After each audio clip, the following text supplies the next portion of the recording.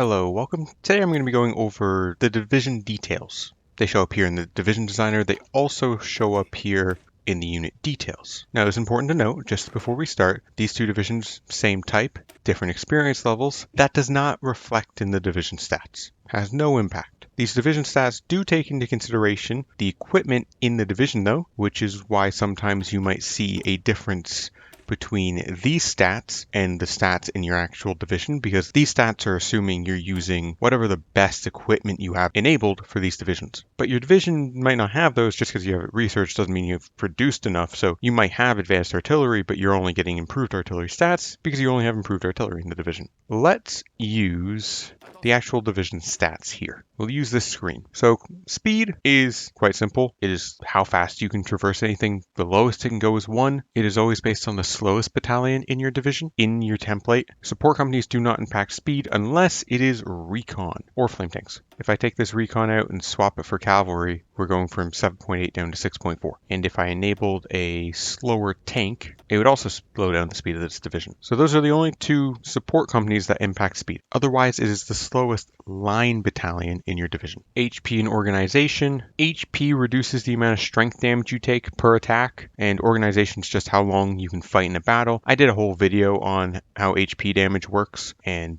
organization, probably the thing that most people understand. It has no impact on the actual combat effectiveness of your division. Just remember that. And then we have recovery rate, which is how quickly you can recover your org. This is impacted by a bunch of things. If we hover over here, we're getting impact from infrastructure reliability. When you have high organization, as in you're close to your cap, you get a penalty to it. Weather also now has malices and no step back, and being at low org is a massive bonus. So you do double dip on reliability here. Like these divisions have 87.7% reliability, and we're still getting minus 3.6% base, and then another minus 2.5% from the weather. Those numbers are not adding up. What?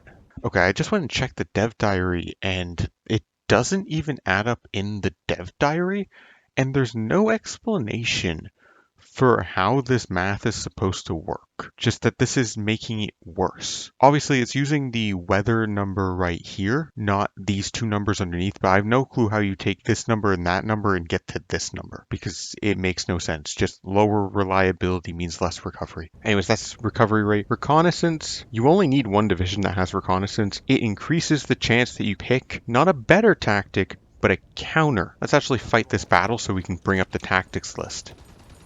Yes, this little button it'll show you all the tactics. If you go through and you start hovering over them, they give you the counters. Counter attack counters attack and assault, but it has no counter. Close quarters defense has no counter. Delay is countered by shock, and that's basically it. Most defensive tactics do not have counters. So when you're attacking, reconnaissance really doesn't do anything. I've done whole videos on it. When you're defending, it's a small benefit, not really worth much, and you only need one. So you could technically have one division per tile that has really high reconnaissance and then none in the rest of your army, and you're getting the same bonus. Supply usage is an interesting one. We actually need generals and a field marshal for this. So we're at 0.6. The base template of this division is 0.76. That math does work. That is a 20% reduction for adding a supply company. However, what you might not realize is if we take this division and we give them a general with a lot of logistics, that will reduce our supply consumption by 10%. If we go back and look at this division and let the game update, it goes down to 0.54. That is a 10% reduction from the 0.6 we were already at, not a 10% reduction from the original, because that would have resulted in it dropping by 0.076. If we added a field marshal here, and let's go with this guy, he's got another minus 7.5%, and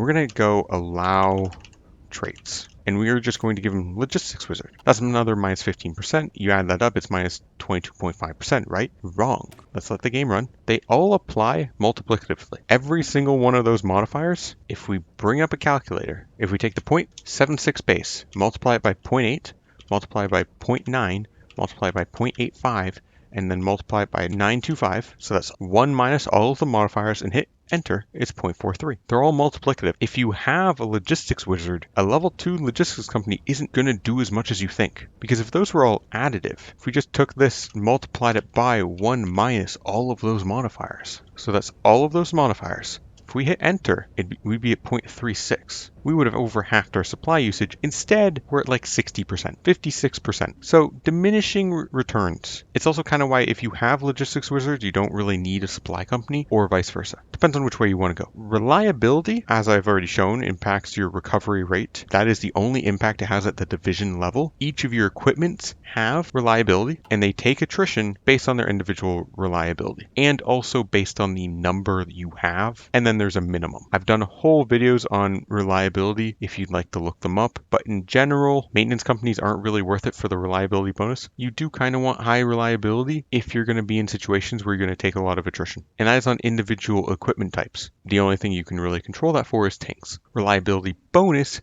is multiplicative to every different equipment type's reliability. So if you got a 50% reliability tank and you've got 20% reliability, you're only at 60%. I mean, that's nice, but it's really a rich get richer situation because you take 85 and you go all the way up to 100. Now this does also boost your average.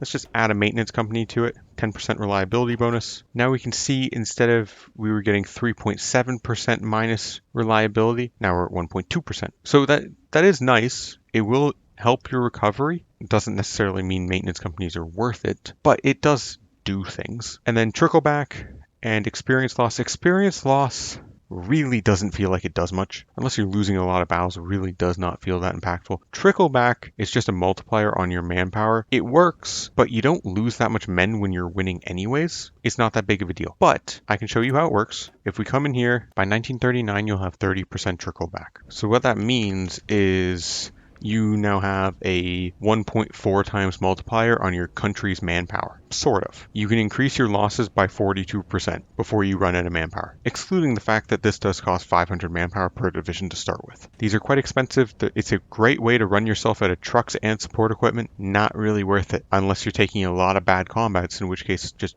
don't. I don't know. There's not much more to say about that. Now let's get into the combat stats. Now these stats will not be modified by your generals, not in this screen with one exception. We'll give this guy aggressive assaulter, and as we unpause, well, first off, field marshal's stats don't work unless you have a general assigned. Hot tip. Once we assign the general, I just had to reload the screen. Aggressive assaulter applies in the template. Nothing else does. Don't ask me why. So soft attack, hard attack. They are how you damage enemy divisions. You take a weighted average of your soft attack and hard attack based on the enemy hardness. So right now we're at 0% hardness. We will take 100% of soft attacks. If we go to this armor division, we're at 77% hardness. We'll take 22, that's just truncating weirdly, 22-ish% of the soft attack, 77% of the hard attack. Generally speaking, soft attack is much easier to come by, and that's why hardness is so valuable. And if you actually hover over this, it does explain it decently well. Air attack, to reduce enemy cast, the air attack you need is 10. You get more than that from a single support AA of the level 1 variety. This minimizes enemy cast damage. The more you stack though, the less of a penalty you will get from enemy air superiority, but no air builds aren't really a thing anymore because of logistics striking, so it's not that big of a deal. We have defense, and then we have defense when you're attacking. It's important to note, breakthrough is still referred to as defense by the game in its files, because these are your ability to avoid attacks while on the offensive or on the defensive. This is why if we swap to this general who has unyielding defender and 10% defense here, sorry, this field marshal, so he's getting 20% plus this guy's got 2.5. That's why if we attack here, we're not going to get 22.5. We're going to get 17.5. Why? We're only getting half of these stats, but we'll get 100% of their field marshal stats. This does apply to breakthrough because that is just defense,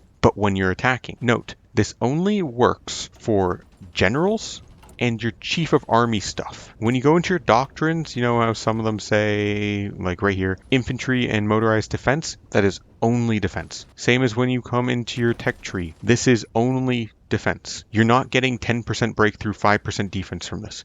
You're getting 5% of both. This is only for your general stats and your army and your experience. So how much defense do you need? Well, there's no impact of defense over your enemy's attacks. So if this division with 116 attack attacked itself, it would block 100% of the enemy's attacks, which means each one of their attacks only has a 10% chance of hitting. Attacks over defense have a 40% chance of hitting. That is called critting. It's why infantry are so bad at attacking, because 70 of the enemy's attacks would be unblocked. Attacks are generally speaking treated as though they are divided by 10. Here we'd have about 11 or 12 attacks, and here we'd have either 30 defense or 5. Now, it's also important to remember that attacks by multiple divisions on the same target sum before this calculation is done. There's also coordination. I'm not going to get into coordination. Coordination is dumb. Generally speaking, for coordination, just select less units. That's the best way to handle coordination. Increasing your attacks, always good, because it's always going to deal more damage. Increasing your defense past a certain point isn't necessarily going to reduce enemy damage anymore. In general, you need about 1.5 times what you expect your enemy's attacks to be as either defense or breakthrough to make it so that they do as little damage as possible. Above that amount, you're not really going to see much of a benefit. Then we have armor and piercing. Currently that is binary. It is likely going to not be binary after By Blood Alone comes out. So for the time being, if you have more piercing, then enemy armor value might as well be 0. We have more armor than they have piercing. This is giving us a massive bonus. 50% less org and strength damage, amazing. And if attacking an enemy division that cannot penetrate our armor, we will reduce their organization by an additional 50%. False. So I'm here in Steam, and this, the Hearts of Iron 4 folder, if you go in common, there's this thing called Defines. And you can open this up. And we'll open this up in Notepad+, just because it's better. So if we Control F, you can search this entire thing. And this is where the dice sizes are. These are your damage rolls. This is where you deflect damage for having armor over enemy piercing. This is your normal damage rolls. It's a size 4 die for org and a size 2 die for strength. This is what I was referencing in the last video I made on HP damage. And when your armor outclasses the enemy, it goes from 2 to 2 on strength and 4 to 6 on org. That is not a 50% increase. If you roll a 6-sided die, the expected outcome is 3.5. If you divide by 2.5, the expected outcome of rolling a 4-sided die, you get 1.4. It is a 40% increase in your expected damage per roll. This tooltip is just straight line. That's not to say armor isn't a massive bonus. It is a massive bonus, but it's only a 40% bonus, which is a 20% reduction over what this tooltip says. So anyways, if you can end up with more armor than your enemy has piercing and it's not too expensive, it is worth quite a bit. And your experience has no impact on this. Initiative helps you plan better, multiplies any coordination modifiers you have, so that would be like the stuff you get from this, which means it's not that big of a deal, and it lets you reinforce faster. So I just quickly gave myself level 4 signal companies. If we add that to this division, we're going to have 56% initiative. So if we attack with 2 divisions and then attack with another 3, we're getting 10.6% from initiative. Why? You modify initiative by 0.25 and that's your reinforce rate. Which means the level 1 signal company does give you 5% reinforcement rate. Which is pretty significant. You know, if you look at the wiki, they've got a nice little graph for us. So this line is just radio. And then level 1, level 2, level 3, level 4 signal companies. But even with just radio, you have an 80% chance of joining a combat within 24 hours. Initiative is quite good if you're using large divisions or if you're going to be battle planning. The AI is really bad at starting a battle and then bringing additional divisions in. So when you're battle planning, those divisions will reinforce much quicker, which reduces the amount of damage you're going to take by increasing the number of divisions in combat, reducing the chance that you're going to get crit. And by being in there faster, you're going to deal more damage, so you're going to win the battle faster. I've done testing on this before.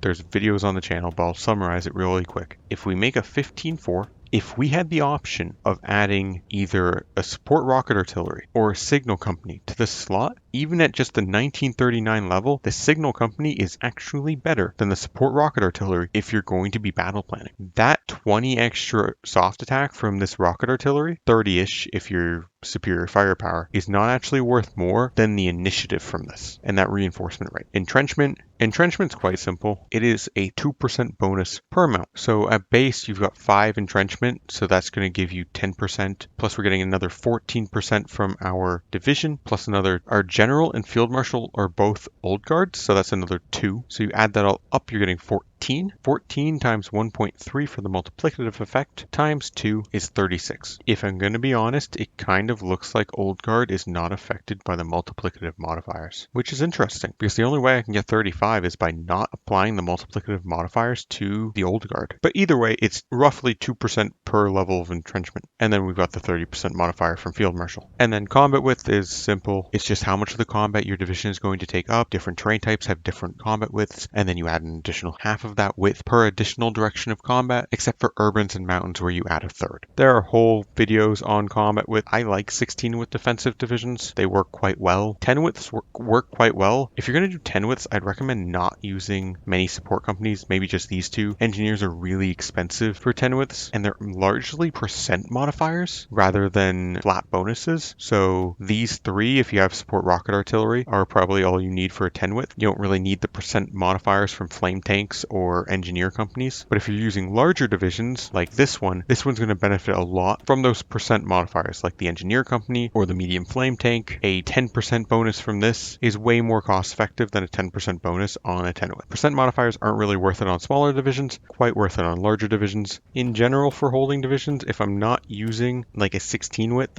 a cheap 16 width, I'm generally speaking going to be using probably a 21. This works extremely well in single player. And then you got equipment costs. This is quite straightforward. The only thing I can think of here is this fuel usage is per hour, not per day. So if we send them walking, we're going to use 238 per day. Why? We're going to take 19.85 times 24, and then we're going to divide it by 2 because we're not in combat, 238.